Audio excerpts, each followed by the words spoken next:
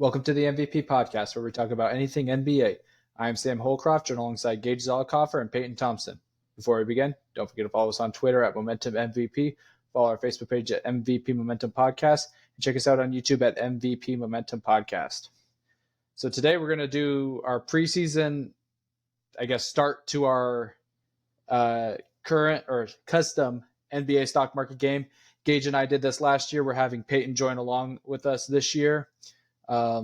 So just like last year, we tiered some of these based on their record last year, their finish last year, and also their kind of like power rankings going into the season. So the Nuggets are the top team going into this stock market season at $50. The Bucks, Suns, and Celtics are $45.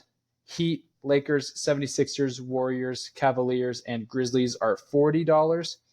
The Kings, Knicks, Clippers, Hawks, and Mavericks and the Nets are $35. The Thunder, Pacers, Pelicans, Bulls, and Timberwolves are $30. The Raptors, Rockets, Magic, Jazz, and Hornets are $25. And then the bottom four teams that are $20 are the Blazers, Wizards, Spurs, and Pistons.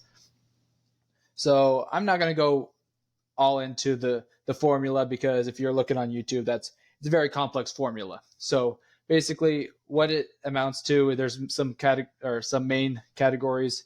Basically their season win percentage, their win percentage for the last 2 weeks. So it kind of gives like some sort of kind of like recency bias.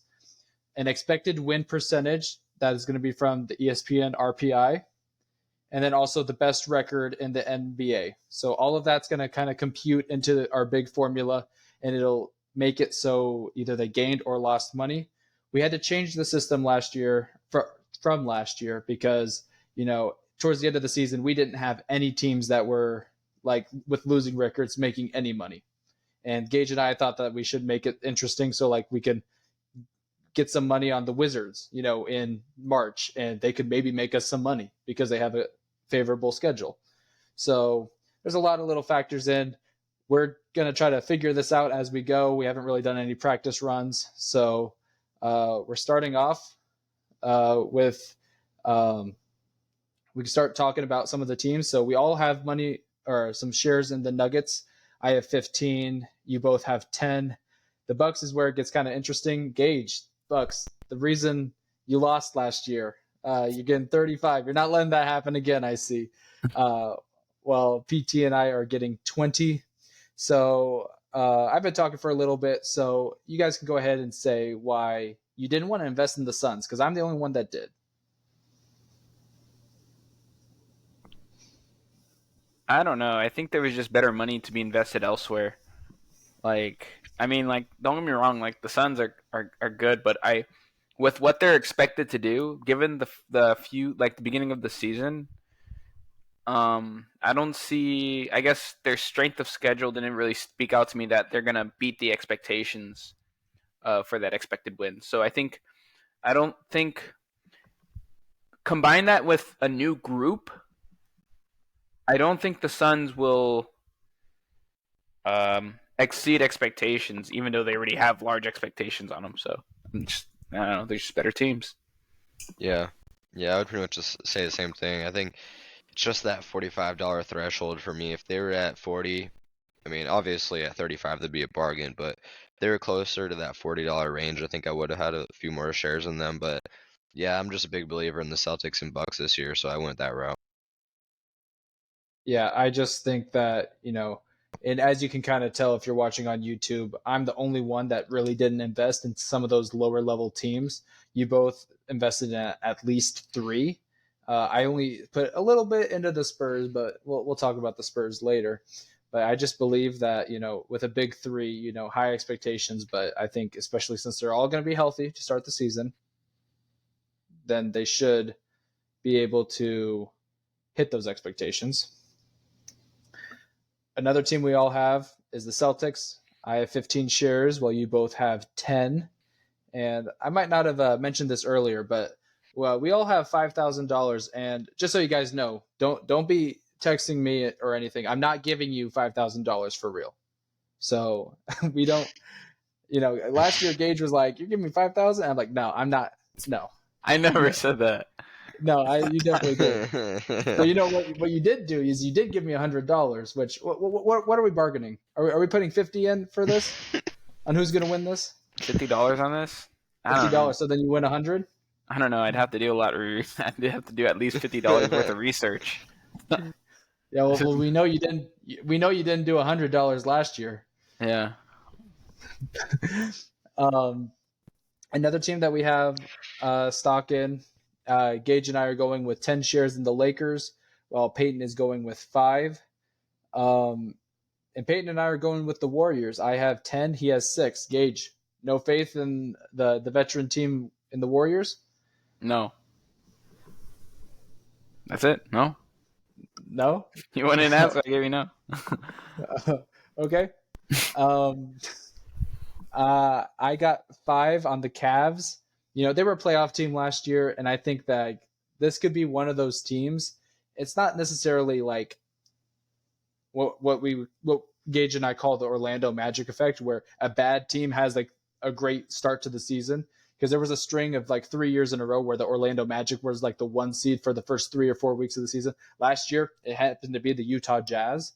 But I think the Cavs could be one of those teams potentially that can climb and be the 1 or 2 seed, kind of like the Pelicans were for those first few months of the season. So I put 5 on them. Another team I put 5 on was the Grizzlies. PT, you did as well. Geigh, Ja being out really affects you that much? Yeah, basically. I mean, I don't know. It depends on how, like... Yeah, basically. Like, we're going against ESPN here, so it's real tough. But yeah, I'm just not gonna. I don't want to get. I just don't want to get involved. Yeah, I don't want to get involved with any of that. It's just too spicy for me. Yeah. But you'll draft him in fantasy basketball. Yeah. That's fine. I'll wait 25 days. I failed you, Ja. Yeah, I'll wait 20. I'll fail. If I'll take punishment for Ja's crimes in my own fantasy league. It's okay. I think you'll be just fine. So the Knicks, or sorry, not the Knicks, the Kings. None of you have money on the Kings? Please tell me why. I need to know. I think the Kings are due for a little bit of regression. I think they'll still be a good team. But I think they're just going to be more realistically around that 6 to 8 range. I think very easily a younger up-and-coming team could eclipse them. A couple injuries are really detrimental for them as far as how much they rely on De'Aaron Fox and Sabonis. Obviously, Keegan Murray's there. But yeah, I don't know. I just didn't really feel like putting in shares was appropriate. Yeah, I kind of feel the same way. I just I don't know. Like they're going to regress a little bit. And I think their expected win is going to be like much higher towards the beginning of the season. I'll probably jump on board. Eventually, you have to jump on board on these teams at the right point when you think it's the best, but it's just not right for the Kings right now. Mm-hmm. Yeah. Like I did early in the season with the Jazz last year, and then you hopped on board and they ended up losing you money last year. So the stock market's all about timing. Yeah. Okay, what was this? Was it the stuff that you said last year, Geigh? It's not the time you spend on the market; it's the time you spend in the market. It's not timing the market. It's time in the market. Yeah, time in the market. Yeah. Yeah. They have the I think Sacramento has arguably one of the strongest schedules right off the bat. So I'm just kind of scared of that. If I look again at the Sacramento Kings schedule, when I took a look, I'm just like, I don't know if I want to be part of that either. Let's see, who do they play first? Who is their first? Utah, Golden State, Lakers, Golden State, maybe a couple games from Houston, and then a freebie for Portland and OKC. But I just don't like Utah, Golden State, Lakers, Golden State. That kind of scared me a little bit. It's just, I don't know. All right. That could end badly. You also don't like the Knicks. Gage, Peyton and I both invested 5. What's up with that? You should tell me what's up with that. I don't. What's up with the Knicks? What's What up with made the you? Knicks? Yeah, what's up with the Knicks? I think that Wh- they're a playoff team. They $35 isn't too bad. I mean, I only put in 175. Okay, so they're gonna play Boston, then they're gonna play Atlanta, then they're gonna play the Pelicans with Zion, then they're gonna play Cleveland, and then they're gonna go play Cleveland again at home, and then they're gonna play Milwaukee, and then the Clippers. You like that schedule for the Knicks? I think they can win some of those games. You I you think they never can know. split. Yeah, they can split some of those. Mm. I mean, the Knicks are usually like at least like the last couple years, they're a pretty consistent team in the regular season. Like they play all their guys, they run a really small rotation, like you should in the playoffs. Obviously, we've seen what happens to them in the playoffs, but they're usually a consistent team, and they're going to be making another playoff push. So I don't see any reason not to put in money, but that's why I didn't go over 5. Yeah. Another team that we all invested in was the Clippers. I put in 10. Gage put in 5. PT put in 12. PT, this is going to be the first team that we'll talk about that you were the only one that picked. You picked the Hawks, while Gage and I did not. What went into your kind of like your thought process with the Hawks? Yeah, I think DeJounte Murray and Trae Young getting a little bit more rapport together. Obviously, Quinn Snyder having a full off season with the crew. I think getting John Collins out of the locker room will actually be addition by subtraction. I think DeAndre Hunter should continue to get better. I like Jalen Johnson off the bench. I think they got nice little depth, especially with Bogdanovich. So yeah, I mean, good coach. I think they'll continue to get better as Trae Young and DeJounte Murray keep working together. Clint Capella is a pretty good Rocket center. So yeah, I like it. Okay, I can take that. Gage, you picked 10 on the Nets, the Brooklyn Nets. So you're telling me that Mikal Bridges is winning MIP? No, I'm telling you that the Nets also, I think, play a little bit of a weaker schedule in the beginning, and I think the beginning of the season is really for teams weaker teams to like take advantage of teams not really knowing how to like build that chemistry yet. So the Brooklyn Nets they play Cleveland, so they might get smacked first game of the season. I pick them to go against Dallas. I pick them to win against Dallas, but then they get Charlotte. I pick them to beat Miami. I pick them to beat Chicago. I think they're just kind of like I'm interested. I'm just interested in seeing what they do. I'm not too invested in them, but it is interesting. Okay. So yeah, Yeah, I'm not too big on the Nets. I mean, their expectations could be kind of low, but I mean, I only invested in I think like 11 teams, 12 teams, where I just kind of seeing how some of these teams do at first. Some of them I did take chances on just because they proved last year like they were a playoff team. So I think the Nets is definitely one that I'm going to keep my eye on, especially if expectations are going to be low and they can win those games like against the Mavericks or like Hawks or someone. yeah, it's more like it's like I expect the uh the Nets to come out a lot better than they will the entirety of the season. That's all I'm saying. Yeah. Interesting. Yeah, I mean, I'd pretty much say the same thing, except I don't think my expectations are as high as you guys. I think I have them around that 9-10 seed, 40 win, threshold. They're going to be a team that splits a lot of games, but there's going to be times where they don't look good at all and they get smacked. So, like you said, we'll have to see how they do this first couple weeks. But Yeah. The next team we'll talk about, the Oklahoma City Thunder. Um, at PT, you're the only one that put stock there. 16 shares. I was contemplating putting some in the Thunder, but 16. I feel like that's a big start. That's your second highest behind the Bucks. yeah. Yeah, I think that your bang for your buck with the Thunder is pretty on par with how they should perform. Um, I got to be honest, I didn't look at their opening schedule, so that'll kind of be pending. But I just think that with their current progression with their young guys, how close they were, um, you know, what seed were they last year? Did they end up making They the were the play-in? 10. Yeah.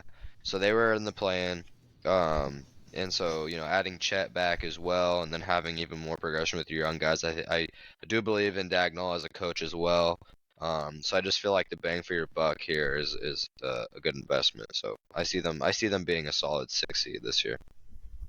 Yeah, I feel like the Thunder is definitely a team that I'm going to hop on board with at some point, especially because I'm going with Rookie of the Year, Chet. Mm-hmm. Yep. Mm-hmm. Not my rookie of the year. No. uh, you both went with the Pacers, and you both went with the Pacers relatively big. Explain why you went with 15 for UPT and 40 for Geigh. I Uh, go ahead. I was just gonna say I love the Pacers this year as a team. Rick Carlisle as a coach. I just think they're really headed in the right direction. I have them pretty high on my rankings this year, as I've explained in other podcasts. But I don't not 40, but I think 15 is a good spot for them. I think I think the Pacers, and I'm gonna be a Pacers fan for the beginning of this season, because I think the Pacers are gonna come into All Star break as one of the hottest teams in the NBA. I think they're gonna be a shoe in by the time we hit around that break based on their schedule. I think they'll be right in the playoff race there, and I mean, I really think they're slept upon. They have an easy schedule. Like out of the teams with easier beginning schedules, the Pacers are definitely probably the best team. I just think the Pacers are going to improve from last year. Um, I mean, looking at their record, if you guys care, I mean, the first game of the season is Washington, so I expect them to win that. Cleveland So could be a battle. Chicago, I expect them to win. Boston, they probably lose. Cleveland again, a battle. Then Charlotte, San Antonio, Utah, some pickup. There's some wins there. Milwaukee, and then they have to play Philadelphia back to back. Well, not back to back, a day in between, but I think they can pick off one of those. But then after that, they have Orlando, Toronto, Detroit, Portland, and Miami. I am really low on Miami this year. Maybe towards the end of the season, if Miami, Jimmy Butler historically always picks it up at the end of the season, but I think Miami just did not do anything during free agency because they're betting on making some trades. I really think Miami is going to be an easier team to beat. So with the Pacers, given how good they are, and their strength of schedule, I think the Pacers are going to come in really hot this season. That's just how it is. I think they'll cool off. That's all it's coming down to. all right, well, it sounds like I know what team I'm going to be investing in first or in 2 weeks. PT, you have the next three teams. You're the only one that got all these teams. You got the Timberwolves for 5, Rockets for 5. Oh, shocker there. And the Magic for 5. So go ahead and tell us your reasoning for kind of those 5 teams. Yeah, I'm gonna bang these out real quick. So Wolves, I feel like the Wolves could be a slightly worse version of what the Kings were last year, especially starting the season. I feel like you have Cat healthy, Anthony Edwards is in that upward trajectory. Rudy Gobert has been trying to work on versatiling his game. I don't know how much that's really gonna do, but they're gonna be a competitive team. They're gonna be a good team. Mike Conley as well. And they got McDaniels locked up today, so I have them being a solid team to start out the season. And then as far as the Rockets, I'm going to be honest with you. I don't really have high expectations for them, especially not to start the season. I'm pretty sure it's a pretty rough schedule to start the season, but I had to throw in 5 for my team. Magic, I got 5 in as well. I feel like for the money that they're at right now, with 25 being on that Rockets and Raptors point, I just feel like if Bankero and Franz Wagner keep elevating their game, they should be able to rattle off some wins. Yeah. And when we're getting to those kind of like $30, $25, you can afford to kind of like take the chance there because I mean, if they lose $5 a share, like it's not that much. Whereas when you're up towards the 50s and 40s, some of those could hurt just a little bit more. hmm So next team, Geigh 14 on the Hornets. Yeah, so this is actually a team where I don't expect them to be very good this year, but I expect them to be the Orlando Magic effect this year because they play a reasonably like leveled difficulty of schedule. Um, for their first couple weeks, they play Atlanta, Detroit, Brooklyn, Houston, Dallas, Washington, Miami. I told you I'm really low on Miami. New York Knicks. I think they could pull one off there. But then I think things will start to slow down towards maybe the end of December. So I might sit with the Hornets for a little bit, but I expect some sort of extreme hard like downhill trend from them. So they're just a team that I think will be the Orlando Magic this year. The Orlando Magic effect. You know, I think last year was the Trailblazers, where they went was like the Jazz. it was I the guess Jazz. both of them. It was was mostly the both of Trailblazers. I feel like the Utah Jazz could have kept it up if they didn't just start saying like The front like- office was sending text messages mid game like, "Hey, bro, what are you doing?" we're supposed to take. We need to take one more year. Pull them out. Like they sat like Sexton for a lot of. I think Sexton plays a lot more this year. That's just a guess. I felt like he could have played more next year, but that's Pretty sure he played less than like 24 minutes a game. Yeah, I don't know too. what the deal with that was. I felt like he should have played a little bit more, but I don't know. And then Geigh, you are so high on Victor Wembanyama. I even put 5 shares just to get on the Victor hype train. Payton put in 10. You're not even putting in. You're not even trusting your guy. I trust the guy. I don't know if I trust the team. They got to play. They got to play the Clippers, Phoenix twice. They play Indiana, New York, Knicks. Then they play. I guess they can maybe swing on Toronto. I think they'll make it interesting in Dallas. It's kind of interesting that they're starting their season, and actually their season starts with Dallas and Houston. So the Battle of Texas, I guess. I don't know how they decided to do that, but it'll be interesting there. But when you're playing the Clippers, then Golden State, then Denver, oh my gosh, I don't know. Maybe towards the end, but then even then, is Wemby gonna even play those games? No, because I he's don't gonna know. be injured. I don't even think ESPN knows how to put their expected wins. I think if they're expecting Wemby to play, then they'll have like a higher expected win percentage for them. But then if he doesn't play, it is what it is. Yeah. You're below your expectations and you're losing money. Yeah. So that's all the teams that we're buying on right now. There's 2 teams I do want to bring up that none of us went in on. The reigning runners-up, the Miami Heat. We're all expecting them to take a big step back this year. I wouldn't say a step back. I just think they'll be fine. I mean, even going into the playoffs last season, they were the 8 seed. So, I mean, they were fine last year. They didn't really get any better this year. I'm expecting them to be fine. And then the other one, the Philadelphia 76ers. None of us went in on. Are we waiting to figure out what's happening with that James Harden deal? Yeah. I think we know what's happened. I think we already know what's going to happen. I mean, I mean, well, whether he goes to the Clippers or not, he's not going to play for Philly. So I can't invest money in them. I don't know. Sure. I don't know if he has that power. I don't know if he has that power to just like hold off on a team anymore. Like, I don't know. I don't think that I don't think Philly can afford 2 times in the last 3 seasons to let a player hold out until the trade deadline, and then their team suffers just so they can get booted in the first round. That's super I don't think silly. they can allow. Yeah. So I think they need to. They learned from their mistakes with Ben Simmons. Let's trade the guy now, get our assets, get the team together, so we don't look that bad in the playoffs. Yeah, if James Harden comes back, then I'll invest. But like, I don't know. They're just. It's Do just you too really want uncertain to? right now? Yeah. Do you really want to go into that when there's like easier bets? Yeah. Yeah. So then, before we end, I'm going to ask you guys the one question. I just need a 1-word response on the team. What team's going to make you the most money this year? Thunder.